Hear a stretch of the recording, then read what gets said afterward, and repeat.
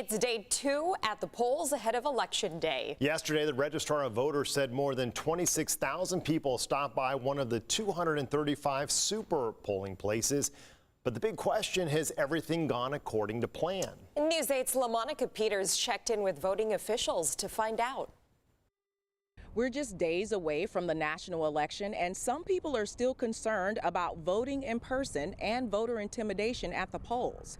In San Diego County, the Registrar says they're ready for whatever comes on Tuesday. Individuals that are campaigning needs to be 100 feet away from their respective polling locations. If not, that's considered electioneering, and that's unlawful. With local polling stations opening up for in-person voting on Saturday, San Diego County Registrar Michael Vu says so far he hasn't heard of any instances of voter intimidation.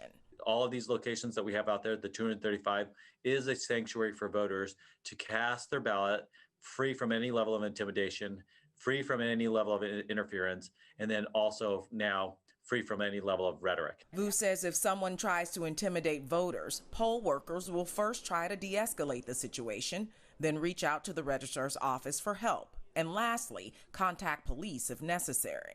Patience is going to be really needed in this upcoming elections because of the high turnout, plus on top of that, the pandemic that we're having to contend with. Vu also says voters are required to wear a mask, and for those who don't want to wear a mask, an outside voting area will be designated. Voters should also remember that they must go to their assigned polling place to vote in person, or they can take their completed ballot to a drop-off location before 8 p.m. on Tuesday. Vu says this is the first time he's had to open the polls this early, and though many people have voted already, he's expecting higher than usual numbers on Tuesday. LaMonica Peters, News 8.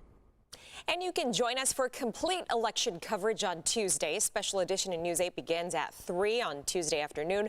That's followed by the CBS Evening News at 3:30, then at 4 until 11 p.m. on CBS 8.